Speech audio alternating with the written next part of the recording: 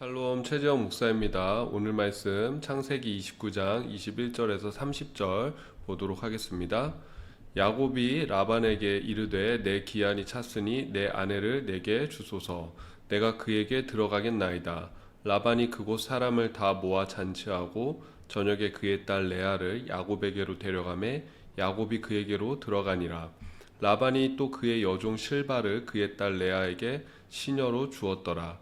야곱이 아침에 보니 레아라 라반에게 이르되 외삼촌이 어찌하여 내게 이같이 행하셨나이까.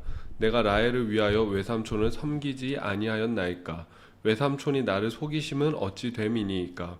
라반이 이르되 언니보다 아우를 먼저 주는 것은 우리 지방에서 하지 아니하는 바이라. 이를 위하여 7일을 채우라. 우리가 그도 내게 주리니 내가 또 나를 7년 동안 섬길지니라. 야곱이 그대로 하여 그 7일을 채우매 라반이 딸 라헬도 그에게 아내로 주고 라반이 또 그의 여종 비라를 그의 딸 라헬에게 주어 시녀가 되게 하매 야곱이 또한 라헬에게로 들어갔고 그가 레아보다 라헬을 더 사랑하여 다시 7년 동안 라반을 섬겼더라. 아멘. 형 에서를 피해서 삼촌 라반의 집으로 피신한 야곱입니다. 거기서 야곱은 그 라반 삼촌과 함께 라반의 두 딸인 레아와 라헬을 만나게 됩니다. 성경에서는 레아와 라헬에 대해서 이렇게 설명을 합니다. 창세기 29장 16절부터 보니까는 라반에게 두 딸이 있으니 언니의 이름은 레아요 아우의 이름은 라헬이라. 레아는 시력이 약하고 라헬은 곱고 아리따우니. 쉽게 말해서 이 라헬은 아주 미인이었고 레아는 이 시력이 약하다라는 것은 또 부드럽게 표현하면은 눈매가 곱다라는 그런 말입니다. 그러니까 라헬은 누가 봐도 한눈에 보기에 미인이었고 또 레아는 그나마 눈매가 봐줄만하다 그런 뉘앙스라고 할 수가 있습니다. 남자들이 그 어떤 여성이 더 눈에 들어오겠습니까? 당연히 이제 딱 한눈에 봐도 예쁜 여성이 눈에 들어오겠죠. 그런 것처럼 야곱의 눈에 들어온 것, 또 야곱이 사랑에 빠진 사람도 레아가 아닌 라헬이었습니다. 결론적으로는 이 레아와 라헬이 다 야곱의 아내가 되는 것을 우리가 알 수 있죠. 어쨌든 야곱은 라헬과 내가 결혼하고 싶다라는 그런 조건으로 그 라반 삼촌의 집에서 7년 동안을 일하게 됩니다. 또 라반도 이 야곱을 보니까는 자기 조카기도 하고 자기 혈육이기도 하죠. 그렇기 때문에 일단 이 고대 근동 이 족장 사회 속에서는 부족 사회 속에서는 내 혈육이다, 내 친족이다라는 것은 믿을 수 있다라는 것이거든요. 신뢰할 수 있다라는 것. 그렇기 때문에 그런 점에서도 마음에 들었고 또 이 야곱하고 같이 지내보니까는 몇 달을 지내보니까 야곱이 아주 성실하고 믿음직스러운 그런 청년이다라는 것을 또 알게 됩니다. 그래서 야곱이 우리 집에 오래 있으면 오래 있을수록 나에게 유익이 되겠구나라고 생각한 그런 라반입니다.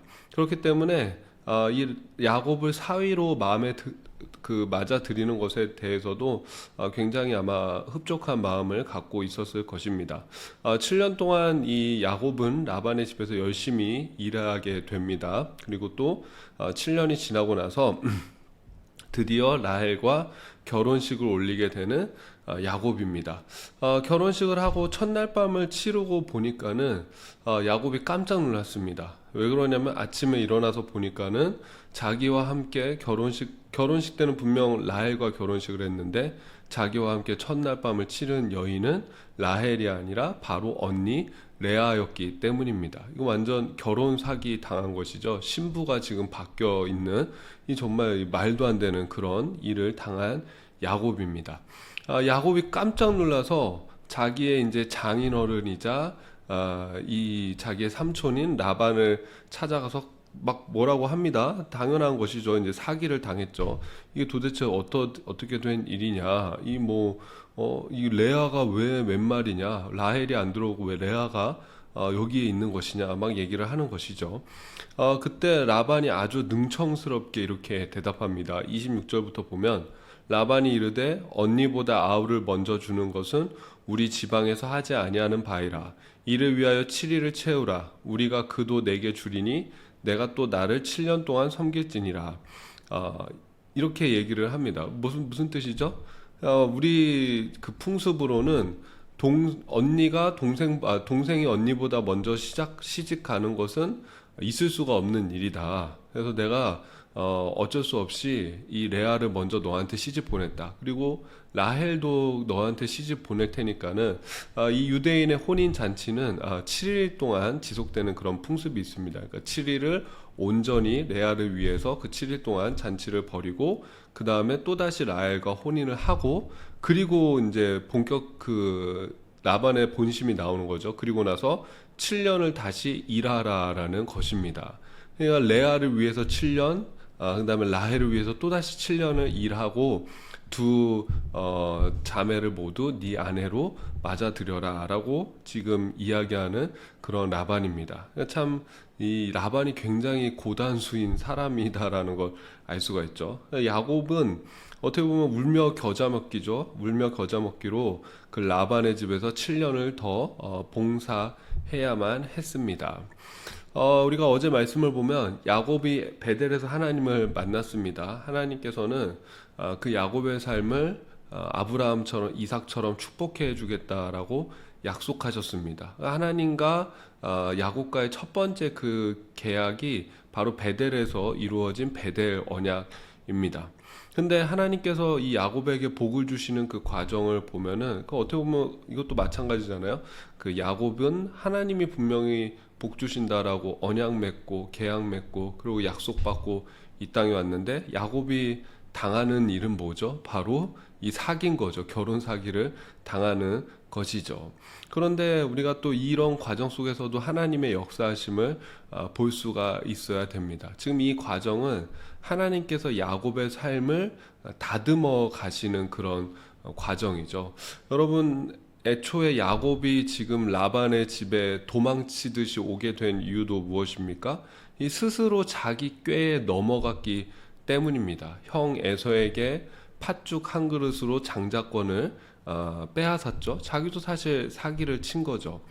또 그 다음에는 뭐죠? 아버지 이삭을 속이고 에서가 받을 축복을 자기가 받았습니다. 이때 에서가 아주 분노하면서 예전에 야곱이 팥죽 한 그릇으로 내 장자권을 또 사기친 적이 있었습니다. 막 그렇게 분노하지 않습니까? 그렇게 야곱이 형을 속이고 야곱이 아버지를 속였듯이 이제 야곱도 뭐죠? 똑같이 지금 자기가 속임을 당하고 있는 것이죠. 되로 주고 말로 받은 것입니다. 예전에 어떤 드라마에서 그런 대사가 있었죠. 자네가 속이는 건 괜찮고 내가 속이는 거는 안 되는 거야? 뭐 그런 얘기 대사가 있었는데 아마 지금 그런 말이 야곱한테 딱 어울릴 것 같아요. 야곱 너 그동안 속이기만 했었지? 속이고 네가 뭔가 가져갈 때는 참 기분 좋았지. 근데 네가 정말 당해보니까는 네 기분이 어떠냐. 지금 어떻게 보면 하나님이 야곱에게 그런 메시지를 주시는 것 아니겠습니까? 이 야곱이라는 인물이 굉장히 중요합니다. 저는 개인적으로 창세기에서 제일 중요한 인물이 아브라함보다 더 중요한 인물이 야곱이라고 생각합니다. 왜냐하면은 야곱이 결국 이름이 바뀌어서 이스라엘이 되고 야곱의 12아들이 이스라엘의 12지파가 되기 때문입니다.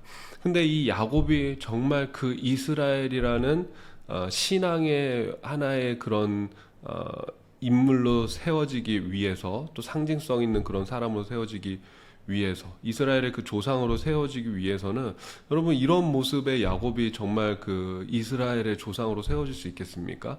아닌 것이죠. 그를 다듬어가고 또 하나님께서 그를 깎아 나가고 하나님께서 그를 새롭게 하시는 그런 과정과 시간이 이제 이 라반을 통해서 본격적으로 시작되고 있는 것입니다.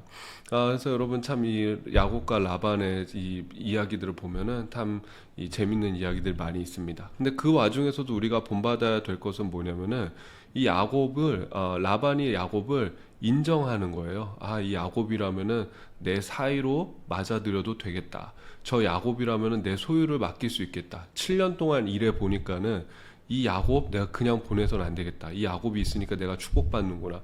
7년을 더 데리고 있어야겠다. 어떻게 해서든 더 데리고 있어야겠다. 라면서 지금 자기 이제 라반도 장꾀를 부리는 거죠. 그러면서 야곱을 붙잡고 있는 거거든요. 그만큼 이 야곱도 라반에게 인정받는 사람이었다. 우리가 또 그것을 잘 기억할 필요가 있습니다.